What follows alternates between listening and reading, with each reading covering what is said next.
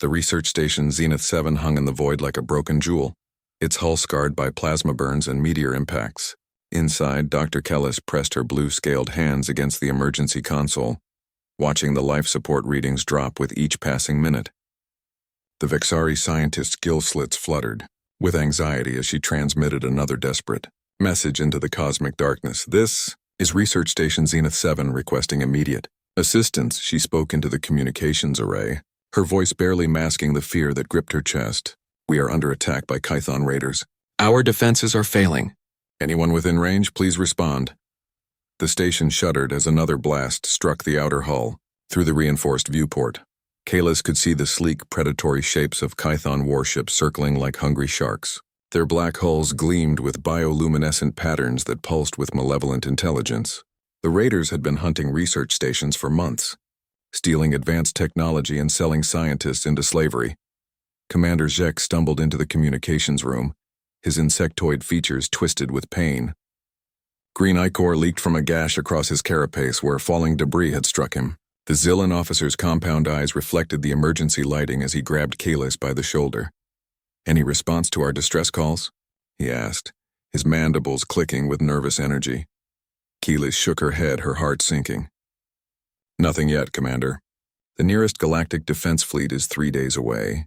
Our shields won't last another hour." The research station housed 47 beings from 12 different species, all working together to unlock the mysteries of an ancient alien artifact they had discovered orbiting a dead star. The artifact, a crystalline structure the size of a small moon, hummed with unknown energy patterns that defied conventional physics. It was the discovery of a lifetime, potentially holding technologies that could revolutionize galactic civilization.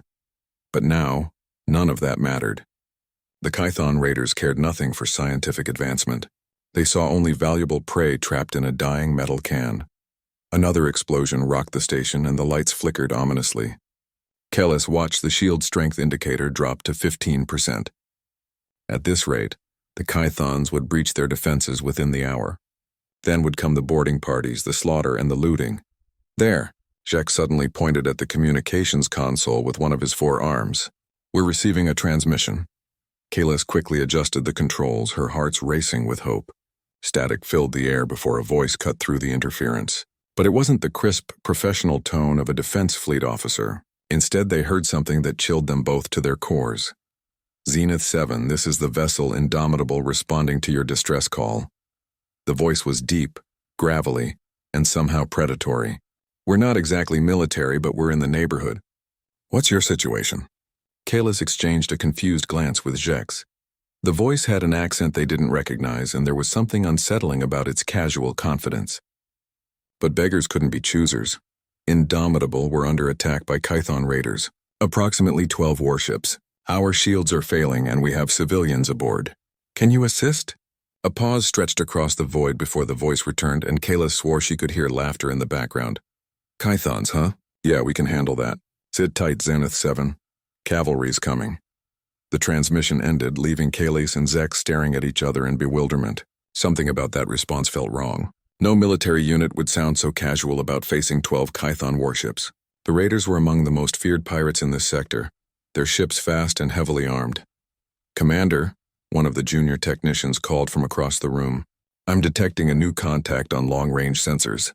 Single vessel, approaching fast. Jex hurried to the tactical display, his compound eyes scanning the readouts. Impossible. It's moving at 0.7 light speed. No ship should be able to maintain those speeds in normal space. Kalis joined him at the display, watching as a single blip raced toward their position. The approaching vessel was small compared to the Kython raiders, barely larger than a heavy fighter. How could one tiny ship hope to take on an entire raider fleet? Sir, the technician's voice cracked with confusion.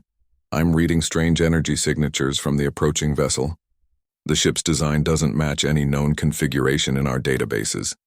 Through the viewport, Keyless could see the Kython ships beginning to turn toward the newcomer. Their bioluminescent patterns shifted to aggressive red displays, a clear sign they had detected the approaching threat. But instead of fleeing, the raiders seemed almost eager for a fight. This is madness, Jex muttered, his mandibles chattering with anxiety. 1 ship against 12? Whoever responded to our call is either incredibly brave or completely insane. Kalis pressed her face against the cool metal of the viewport, watching the distant lights of the Kython fleet. Something deep in her gut told her that their mysterious rescuer was neither brave nor insane. There was something else about that voice, something that made her scales prickle with an instinctive fear she couldn't explain. The research station's sensors suddenly screamed with new contacts. Not one ship, but dozens. The single vessel they had detected was just the vanguard of a much larger force emerging from hyperspace. Ships of unknown design materialized from the void, their hulls dark and angular, bristling with weapon systems that pulsed with ominous energy. "By the ancient stars," Shex whispered, his voice filled with awe and terror. "What have we summoned?" The Kython fleet commander, Vessel Prime Skrax, felt his bioluminescent patches flare with excitement as he studied the tactical display aboard his flagship. The unknown ships emerging from hyperspace were smaller than his raiders, their designs unfamiliar but clearly military in nature. Fresh prey had arrived to play. "Transmit challenge protocols," Skrax hissed to his communications officer, his razor-sharp teeth gleaming in the dim light of the bridge. "Let us see what manner of fools dare interrupt our hunt." The response came immediately, cutting through the void with surprising clarity. "Kython vessels. This is Captain Sarah Chen of the Terran Expeditionary Force. You are currently engaged in acts of piracy against a civilian research station. Withdraw immediately or face the consequences." Skrax's patches shifted to deep purple with amusement. Terran. The name meant nothing to him. Another minor species thinking they could challenge the might of the Kython Syndicate. His ships had conquered dozens of worlds and enslaved hundreds of species. What were a few more corpses floating in the void? "Unknown Terran vessel," Skrax replied, his voice dripping with contempt. "You face the Red Claw Syndicate. Your ships are outnumbered 3-1. Flee now, and we may allow you to live as slaves." The pause that followed was brief, but when the human voice returned, Skrax detected something that made his predator instincts twitch with unease. The tone had changed, becoming somehow darker and more dangerous. "Captain, did this overgrown space lizard just threaten to enslave us?" Another voice could be heard in the background. "That's exactly what he did, Rodriguez," Captain Chen replied, her voice carrying across the open channel. "And here I thought this was going to be a boring rescue mission." Laughter erupted from the human ships, a sound so alien and unsettling that several of Skrax's crew members instinctively backed away from their stations. There was something primal and terrifying about that laughter, like the sound apex predators might make before a kill. Aboard Zenith 7, Dr. Kalis monitored the communications with growing confusion. The exchange between the mysterious Terrans and the Kython raiders felt surreal. The humans seemed almost amused by the threat, as if 12 heavily armed warships were nothing more than an interesting challenge. "Commander," the technician called out, his voice shaking, "the Terran ships are moving into attack formation." "Sir, their approach vectors are unusual." Shex studied the tactical display, his compound eyes widening with disbelief. The human ships weren't forming the standard line of battle formation that most military forces used. Instead, they were spreading out in a complex three-dimensional pattern that seemed to ignore conventional tactical doctrine. "They're not trying to minimize their exposure," Shex muttered. "It's almost like they want the Kythons to have clear shots at them." On his flagship, Skrax reached the same conclusion. The Terran ships were positioning themselves in a manner that any competent military commander would recognize as suicidal. Either these humans were complete amateurs or they were so confident in their abilities that they didn't care about traditional tactics. "All ships, engage the Terran vessels," Skrax commanded. "Show these primitives the price of defying the Red Claw." The Kython raiders opened fire simultaneously, their plasma cannons painting the void with streams of superheated energy. The barrage was devastating, enough firepower to vaporize a small moon. But as the plasma bolts reached their targets, something impossible happened. The Terran ships didn't try to evade. Instead, they flew directly into the plasma streams, their hulls glowing with some kind of energy field that absorbed the incoming fire like a sponge soaking up water. Not a single human vessel was destroyed, and none even seemed damaged. "What in the nine hells?" Skrax snarled, his patches flashing with confusion and anger. The human response was immediate and devastating. Beams of pure energy lanced out from the Terran ships, striking the Kython raiders with pinpoint accuracy. But these weren't ordinary laser weapons. The beams seemed to phase through the raiders' shields as if they didn't exist. striking hull plating and causing entire sections of the ships to simply vanish. "Impossible," one of Scrax's officers screamed. "Their weapons are ignoring our deflector arrays." 3 Kython raiders were crippled in the first exchange, their hulls breached and atmosphere venting into space. But the humans weren't finished. Their ships began to move with an agility that defied physics, accelerating and changing direction in ways that should have crushed any organic crew under tremendous gravitational forces. Aboard the Indomitable, Captain Sarah Chen watched the tactical display with professional satisfaction. The Kython raiders were fast and aggressive, but they fought like most pirates, with overwhelming force and intimidation. They weren't prepared for an enemy that could match their aggression and exceed their capabilities. "Rodriguez, target their command ship," she ordered, her voice calm despite the chaos surrounding them. "Let's cut the head off this snake." "With pleasure, Captain," came the reply from her weapons officer. Quantum disruptors locked on target. The Kython flagship shuddered as an invisible force struck its hull. Scrax felt his ship's systems failing around him as the mysterious Terran weapon tore through his vessel's molecular structure. Emergency alarms blared as entire decks lost power and his crew began to panic. "Retreat," Scrax commanded, his pride finally overcome by survival instinct. "All ships withdraw to hyperspace." But the humans weren't allowing any escape. Their ships had somehow positioned themselves to block every retreat vector, moving with impossible coordination, as if they shared a single mind. The remaining Kython raiders found themselves trapped in a shrinking sphere of destruction. Dr. Keyless watched the battle unfold with a mixture of awe and terror. In less than 10 minutes, the mighty Kython fleet had been reduced to floating wreckage. The Terran ships moved through the debris field like sharks among minnows, systematically disabling any raiders that still showed signs of life. "This is impossible," she whispered, her scales trembling. "No known species has technology this advanced." Commander Jex could only nod in agreement, his mind struggling to process what they had witnessed. The humans hadn't just defeated the Kython raiders, they had completely obliterated them with casual efficiency. It was as if watching children with sticks trying to fight against ancient gods. The communications array crackled to life once more, and Captain Chen's voice filled the research station. "Zenith 7, this is Captain Chen. Immediate threat has been neutralized. We're preparing to dock and offer assistance. Do you require medical aid or emergency supplies?" Kellis found her voice after several attempts. "Oi, yes, Captain. We have injured personnel and our life support systems are damaged, but—" "Who are you?" "What species are you?" Another pause, and when the human captain replied, Keyless could hear something that might have been sympathy in her voice. "We're humans, Dr. Kellis, and I'm afraid you've just had your first encounter with what the galaxy calls Deathworlders." The docking bay of Zenith 7 had never hosted anything quite like the Terran shuttle that now attached itself to the station's hull. Dr. Kellis stood with Commander Jex and a small group of researchers, all watching the airlock with a mixture of curiosity and barely contained fear. After witnessing the complete destruction of the Kython fleet, none of them knew what to expect from these mysterious humans.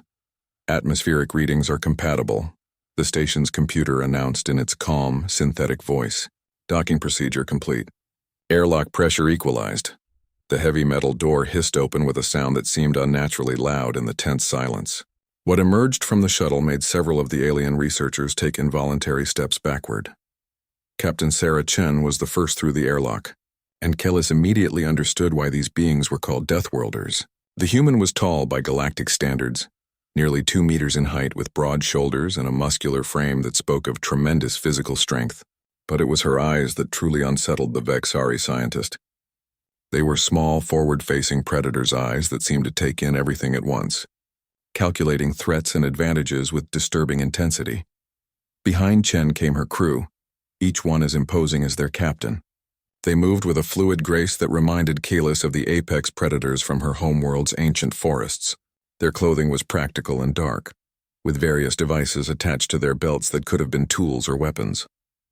Everything about them radiated controlled violence, as if they were barely restraining themselves from some primal instinct to hunt and kill. "Dr. Keyless, I presume?" Captain Chen extended her hand in what Keyless recognized as a human greeting gesture. "It's a pleasure to meet you." The Vexari scientist hesitantly reached out with her own scaled hand, only to gasp as the human's grip enveloped hers. Chen's skin was warm, almost hot to the touch, and her handshake contained enough strength to easily crush bones. Yet the human was clearly being gentle, modulating her pressure to avoid injury. "The pleasure is mine, Captain," Kalis managed, trying not to show how intimidated she felt. "Though I must ask, how did you know my name?" Chen smiled, revealing white teeth that looked disturbingly sharp. "We intercepted and analyzed all your communications during the attack. Our AI systems are quite good at pattern recognition and data interpretation." Commander Zhek stepped forward, his insectoid features betraying his nervousness. "Captain Chen, we are grateful for your assistance, but we must ask, what brings humans to this sector? We have no records of your species in any galactic databases." The human captain's expression grew more serious. "That's because we're new to this neighborhood, Commander. Earth only made contact with galactic civilization about 6 months ago. We've been exploring and establishing trade relationships ever since." 6 months? Kalis couldn't hide her shock. "But your technology, your weapons, they're centuries ahead of anything in known space. How is that possible for a species that just achieved interstellar travel?" Another human stepped forward, a woman with shorter hair and numerous scars across her visible skin. "Ma'am, with respect, we didn't just achieve interstellar travel. We've been exploring our local systems for decades. It just took us a while to figure out the galactic community existed." Captain Chen nodded. "This is Lieutenant Rodriguez, my tactical officer. She's quite good at making things explode." Rodriguez grinned, and Kalis felt her scales ripple with unease. There was something genuinely frightening about the casual way these humans discussed violence. "Your weapons," Zex pressed, his compound eyes focused intently on the humans. "How did they penetrate Kython shielding so easily? Our most advanced scientists have been trying to solve that problem for decades." "Oh, the quantum disruptors?" Rodriguez shrugged as if it were no big deal. "We developed those for asteroid mining operations. Turns out they work pretty well on ships, too." The casual way she mentioned weapons of devastating power being derived from mining equipment sent a chill through the assembled aliens. What kind of species developed tools of such destruction for mundane tasks? A young Zephyrian researcher, his crystal-like skin glowing with nervous energy, stepped forward timidly. "Excuse me, but are all humans as large as you?" The human crew members looked at each other and actually laughed. Captain Chen was the first to compose herself. "Actually, we're considered average size for our species. Some humans are quite a bit larger." The thought of humans even bigger than these intimidating specimens made several researchers exchange worried glances. "Captain," Kalis said, trying to regain some semblance of scientific composure, "you mentioned that humans come from a death world. What exactly does that mean?" Chen's expression grew thoughtful. "Earth is what galactic civilization classifies as a Class 12 death world. High-gravity, aggressive environment, extreme weather patterns, and an ecosystem filled with predators that could easily kill most sentient species. Most sentient species evolved on peaceful worlds," Rodriguez added helpfully. "Garden worlds with low gravity, stable climates, and herbivorous wildlife. Humans evolved in a place where literally everything was trying to kill us." A Malarian engineer, his soft, rabbit-like features pale with shock, spoke up with a trembling voice. "How did your species survive such conditions?" The humans looked genuinely puzzled by the question, as if they'd never considered it particularly remarkable. "We adapted," Chen said simply. "We became persistence hunters capable of tracking prey across vast distances. We developed advanced tool use and cooperative strategies. We learned to thrive in environments that would kill most other species. Plus, we're really good at killing things," Rodriguez added with disturbing cheerfulness. "It's kind of our specialty." Kalis felt her second heart skip a beat. "Your specialty?" "Well, yeah," another human crew member said, joining the conversation. "We're omnivorous apex predators with forward-facing eyes, excellent pattern recognition, and the ability to throw objects with deadly accuracy. Add in our endurance, our pack-hunting instincts, and our tool-making abilities, and we're basically the perfect biological weapon." The research station's crew stood in stunned silence, trying to process this information. These beings, these humans, spoke about their predatory nature as casually as others might discuss the weather. Commander Zex finally found his voice. "And yet you came to help us. Why risk yourselves for strangers?" Captain Chen's expression softened slightly, and for a moment the aliens caught a glimpse of something beyond the predatory nature. Because that's what you do. When someone needs help, you help them. It's not complicated, even though we're not your species, Kellis asked. Especially because you're not our species, Rodriguez said firmly. Look, we know we're pretty intimidating. We know most aliens find us terrifying, but that doesn't mean we go around hurting innocent people. We save that energy for the real monsters. The humans began moving through the station, their medical personnel immediately tending to the wounded with surprising gentleness. Despite their fearsome appearance and casual discussion of violence, they worked with dedication and skill to save alien lives. As Kalis watched them work, she began to understand something profound about these Deathworlders. They were indeed predators, evolved killers from a nightmare world, but they had chosen to be something more than their nature suggested. They had chosen to be protectors. Captain Chen stood before the massive viewport in the research station's main laboratory, staring at the crystalline artifact that hung in the void like a frozen star. The structure was beautiful in an alien way, its faceted surface reflecting the light of distant suns in patterns that seemed to shift and dance before her eyes. But there was something else about it, something that made her predator instincts whisper warnings in the back of her mind. "How long have you been studying this thing?" she asked Dr. Keelis, who had been explaining the artifact's discovery. "Approximately 4 months," the Vixari scientist replied, her scales shimmering with excitement despite the recent trauma. "We've made remarkable progress in understanding its basic energy patterns, but its true purpose remains a mystery." Lieutenant Rodriguez approached the viewing window, her scanner in hand. The device immediately began emitting a rapid series of beeps that grew more urgent as she moved closer to the artifact. "Captain, you need to see these readings." Chen looked at the scanner's display and felt her blood run cold. The energy signatures were off the charts, but more disturbing was the pattern recognition software's analysis. "Rodriguez, tell me this scanner is malfunctioning. I've run 3 diagnostics, ma'am." "It's working perfectly." Rodriguez's voice was grim. "That artifact isn't just generating energy. It's building something.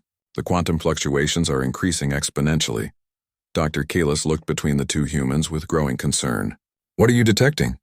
"Our instruments show only stable energy emissions."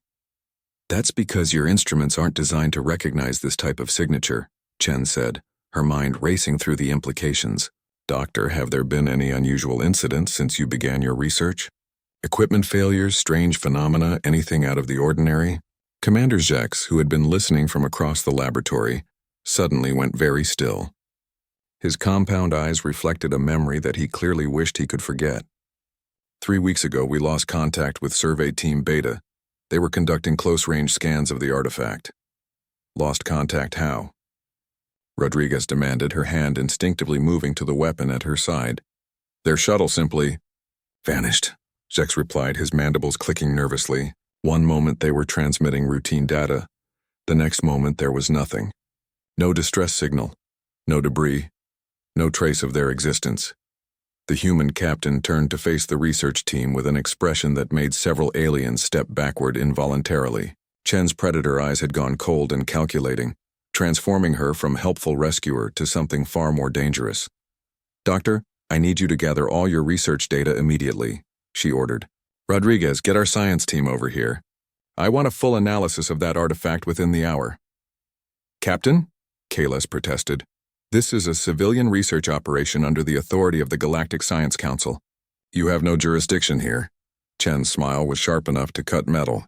"Doctor, that artifact is exhibiting pre-activation energy patterns consistent with an automated defense system. In approximately 6 hours, it's going to wake up. And when it does, everything within a 50-light-year radius is going to become a very dangerous place to be." The laboratory fell silent, except for the humming of life support systems. The alien researchers stared at the humans with expressions of growing horror as the implications sank in. "How could you possibly know that?" a Trilaxian physicist asked, his tentacles writhing with agitation. "Because we've seen something like this before," Rodriguez answered grimly. "About 30 years ago, human explorers found a similar structure near the Centauri system. It was smaller, much less sophisticated, but the energy patterns were identical." "What happened to it?" Jacques asked, though his tone suggested he didn't really want to know the answer. "It activated. Chen said simply. The resulting explosion sterilized 3 star systems. The only reason Earth survived was because we had enough warning to evacuate the local space. Dr. Kalis felt her legs weaken as the full magnitude of the situation became clear. You're saying this artifact is some kind of weapon? Not exactly, came a new voice from the laboratory entrance. The aliens turned to see another human entering, this one wearing different clothing that marked him as a scientist rather than military. Dr. Marcus Webb, Xenoarchaeology. The newcomer introduced himself. I've been studying the data your people transmitted, and I think I know what we're dealing with. Dr. Webb activated a holographic projector that he'd brought from the human ship. The display showed a 3-dimensional model of the artifact, but with additional information overlaying its structure. This isn't a weapon, Webb explained. It's a test. A test of what? Kalis asked. Of whether a species is ready for the next level of cosmic civilization. The beings who built this, whoever they were, left these artifacts scattered throughout the galaxy. When a species reaches a certain level of technological development, the artifacts activate and present them with a challenge. Commander Zex's patches flashed with confusion. What kind of challenge? Webb's expression grew grim. The kind that most species fail. Based on our analysis of the energy patterns, the artifact is preparing to release a swarm of autonomous hunter-killers. They're designed to test a species' ability to defend themselves against an overwhelming technological threat. And if we fail? Dr. Kalis asked, though she suspected she already knew the answer. Then the galaxy is deemed safer without us, Captain Chen said bluntly. The hunter-killers will systematically eliminate all sapient life in this sector, then return to the artifact to await the next test subjects. The research station's crew stood in shocked silence, trying to process the enormity of what they were facing, an ancient test that could destroy their entire civilization, administered by beings so advanced that their technology was indistinguishable from magic. How did humanity survive such a test? A young Andromedian researcher asked. Rodriguez grinned, and there was something absolutely terrifying about her expression. We cheated. We didn't just fight the hunter-killers, Webb explained. We studied them, reverse-engineered their technology, and used it to destroy the artifact itself. Turns out the ancient builders never expected anyone to actually attack the testing mechanism. Captain Chen was already moving toward the communications console. I need to contact the fleet. We're going to need every ship we can get for this. Captain, Keyless called after her. How many ships do humans have in this sector? Chen paused at the console and turned back with that predatory smile. Doctor, you're thinking too small. We don't have ships in this sector. We have ships everywhere. As if summoned by her words, the communications array crackled to life with incoming transmissions, not just from the original Terran fleet, but from vessels spread across dozens of star systems. Human voices filled the laboratory as ship after ship checked in, each one reporting their readiness to respond to the crisis. Dr. Keyless stared at the tactical display as it populated with hundreds of contact markers. In less than an hour, the humans had assembled a fleet that dwarfed anything the galactic civilization could muster. How is this possible? She whispered. Because, Captain Chen said, her voice carrying across the laboratory like a promise of doom for their enemies. When humans find out that something is threatening innocent people, we don't just send backup, we send everything. The next 4 hours transformed Zenith 7 from a peaceful research station into the command center of the largest military operation the galaxy had ever witnessed. Human ships continued to arrive through hyperspace, each one adding to an already overwhelming display of force. Dr. Keyless watched from the observation deck as the fleet assembled, her scientific mind struggling to comprehend the logistics involved. 237 ships and counting, Commander Jex reported, his voice filled with awe. Captain Chen, how did your people coordinate such a massive response so quickly? Captain Chen looked up from the tactical display where she'd been working with her senior officers. When humanity joined the galactic community, we made certain preparations. We knew we might encounter threats that required immediate response. Preparations? Dr. Kellis asked. Lieutenant Rodriguez gestured toward the viewports. Every human ship in the galaxy carries quantum communicators linked to our defense network. When a crisis alert goes out, every vessel capable of fighting gets the message instantly. But the distances involved, protested Dr. Vethus, a Malarian physicist. Ships would need weeks to travel here from other sectors. Dr. Webb, who had been coordinating with the alien research team, smiled grimly. Who said anything about traveling? Most of these ships were already in position. The implications hit the alien researchers like a physical blow. The humans hadn't just responded to this crisis. They had been prepared for it. Ships stationed throughout the galaxy, ready to converge on any threat to galactic civilization. You've been watching, Kalis realized. Monitoring, waiting. We've been protecting, Chen corrected. There's a difference. When you're the new kids in a neighborhood full of predators, you make sure you can respond to trouble anywhere, anytime. A new alarm began sounding throughout the station, and the artifact visible through the viewport suddenly blazed with increased energy.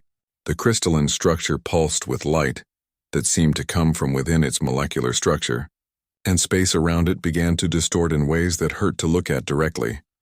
Energy output increasing exponentially, called out Dr. Webb from his monitoring station. We're at 60% of projected activation threshold. Captain Chen activated the fleet communication system. All ships, this is command. Prepare for artifact activation. Remember, we don't know exactly what's going to come out of that thing, but whatever it is, we kill it before it gets a chance to spread. The response from the human fleet was immediate and chilling. Hundreds of voices acknowledged the order with casual professionalism, as if preparing to face ancient galactic destroyers was just another day at the office. Dr. Kalis found herself standing next to Rodriguez at the tactical station. Lieutenant, may I ask you something? Sure, Doc. Your people seem remarkably calm about this situation. Are you not afraid? Rodriguez considered the question seriously. Fear is useful, Doctor. It keeps you alive, makes you careful. But being afraid and being paralyzed by fear are two different things. Humans learned a long time ago how to function when everything is trying to kill us. Through the observation windows, they could see the human ships moving into complex formations.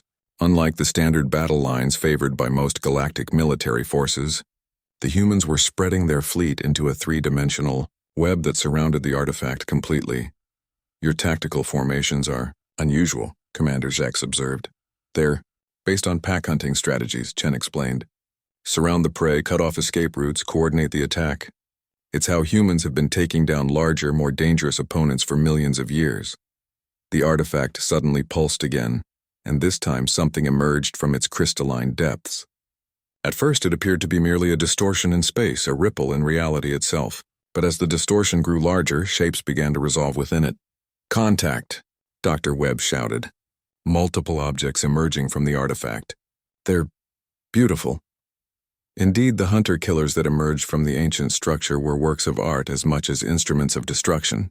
Each one was roughly the size of a human corvette, but their designs defied conventional engineering.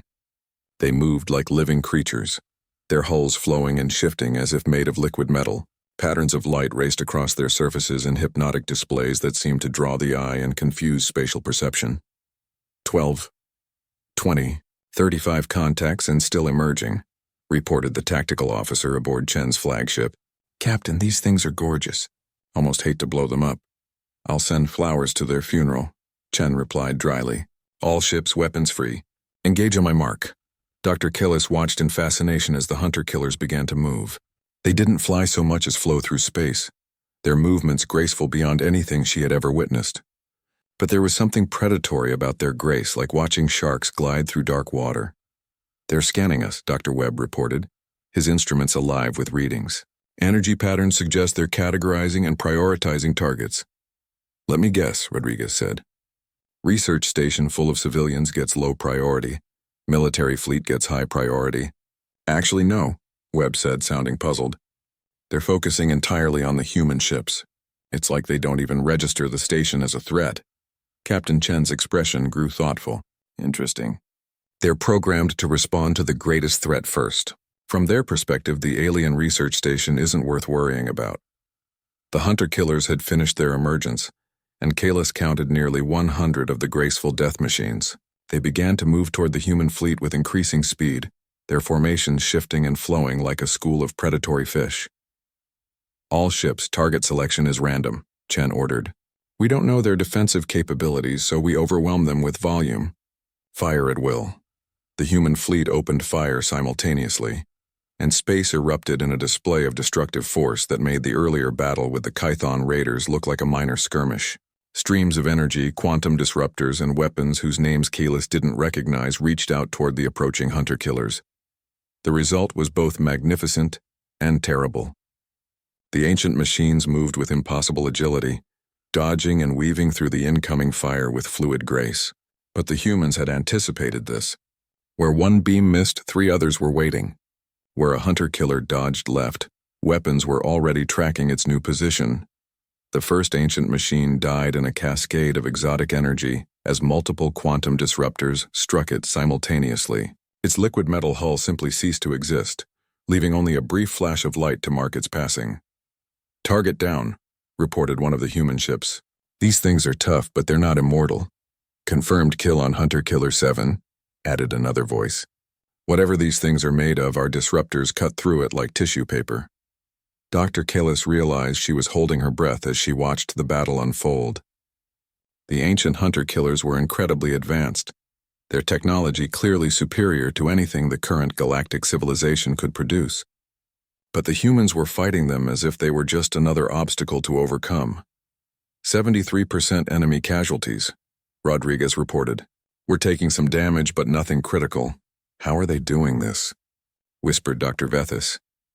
"Those machines are using technology that's millions of years old." Captain Chen overheard the question and answered without taking her eyes off the tactical display. "Because, Doctor, advanced technology isn't everything. Sometimes what matters is how well you understand violence." The last hunter-killer died in a brilliant flash of disintegrating exotic matter, its destruction marking the end of what should have been humanity's first test against ancient galactic guardians. Dr. Kalis felt a surge of relief as the tactical display showed clear space around the artifact. The immediate threat was over, but her relief was short-lived. "Captain," Dr. Webb's voice carried an edge of panic that sent chills through the research station's crew. "The artifact isn't powering down. Energy readings are increasing beyond anything we've recorded." Through the observation viewport, the crystalline structure began to change. What had appeared solid and static now revealed itself to be something far more complex. Layers of crystal shifted and rotated, creating new geometric patterns that hurt to look at directly. The light emanating from within grew brighter, casting shadows that seemed to move independently of their sources. "What's it doing?" Commander Jacques asked, his compound eyes reflecting the strange illumination. "It's adapting," Captain Chen said grimly. "The hunter-killers weren't the test. They were just the warm-up." The artifact suddenly expanded, not through any conventional means, but by somehow folding space around itself. In moments, it grew from the size of a small moon to something that dwarfed entire star systems. Reality warped and twisted around the structure as it revealed its true nature. "Spatial distortion off the charts," reported the human fleet science officer. "Captain, that thing isn't just large. It exists in multiple dimensions simultaneously." Dr. Kalis stared in wonder and terror as the artifact's transformation continued. New sections unfolded from spaces that shouldn't have been able to contain them, revealing weapon systems and defense grids that spanned impossible distances. The structure was beautiful in the way that hurricanes and supernovas were beautiful. Magnificent, terrible, and utterly beyond normal comprehension. "Fleet-wide scan complete," Lieutenant Rodriguez announced. "Captain, we're reading weapon systems that could crack planets like eggs. This thing isn't just testing us anymore. It's preparing to execute judgment." Captain Chen's expression hardened into something that would have terrified the Kython raiders. "Then we change the rules of engagement. All ships implement Protocol Omega." Dr. Kalis had never heard that designation before, but the effect on the human crews was immediate and dramatic. Across the fleet, ships began moving into new formations while their energy signatures spiked to levels that should have been impossible. "Protocol Omega?" she asked. "Something we developed after the Centauri incident," Chen explained, her hands dancing across the tactical controls. "When conventional warfare isn't enough, you stop playing by the enemy's rules." Through the communications array, Kellis could hear the human ships coordinating their movements with military precision. But there was something else in their voices now, something that spoke of controlled fury and absolute determination. "Omega formation achieved," reported the fleet commander. "All ships report ready for synchronized strike." The artifact, as if sensing the change in its opponents, began to power its weapons. Streams of energy that looked like captured starlight reached out toward the human fleet, each beam carrying enough power to vaporize anything it touched. But the humans were no longer where the beams expected them to be. The entire fleet had somehow synchronized their movements, not just in three-dimensional space, but through the fourth dimension as well. They flickered in and out of normal reality, phase-shifting through the artifact's attacks as if they existed in a different universe entirely. Temporal displacement drives, Dr. Webb explained to the stunned aliens. We don't just move through space. We move through time. The human counterattack was unlike anything in recorded galactic history. Instead of simply firing weapons at the artifact, they struck at multiple points in its timeline simultaneously. Quantum disruptors hit the structure not just in the present, but in the past and future as well, creating temporal paradoxes that tore at the very fabric of the ancient machine's existence. Targeting dimensional anchors, called out one of the ship captains. If we can disrupt its multidimensional stability, the whole thing should collapse back into normal space. Dr. Keyless watched in awe as the human fleet executed maneuvers that violated several laws of physics. Ships appeared and disappeared, struck targets that hadn't existed moments before, and somehow managed to coordinate attacks across multiple timelines without creating paradoxes that would destroy the universe. How is this possible? She whispered. Humans don't just adapt to hostile environments, Rodriguez said. Her attention focused on the tactical display. We adapt to hostile realities. When the universe tries to kill you, you learn to fight back on its own terms. The artifact's response was to intensify its attacks, but now it was fighting on multiple fronts across multiple timelines. Ancient systems that had functioned flawlessly for millions of years began to show signs of strain under the impossible complexity of the human assault. Direct hit on Dimensional Matrix 7, reported a human destroyer, the target starting to lose cohesion. Confirmed strike on Temporal Anchor 12, added a cruiser. Reality distortion dropping to manageable levels.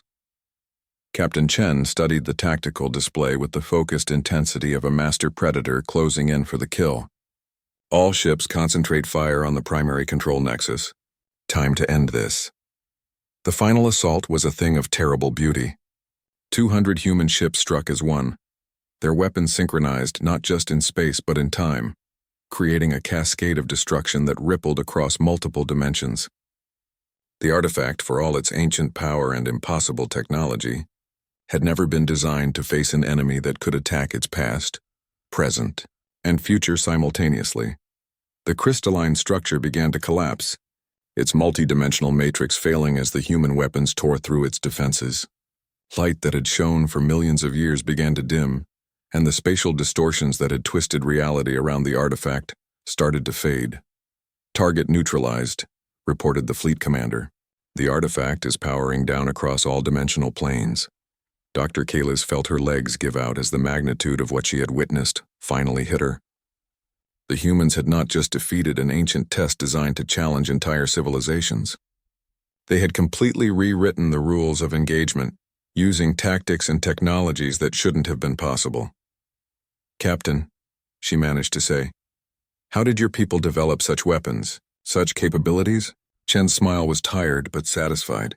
Doctor, when you evolve on a world where everything is trying to kill you, you learn to be creative about survival.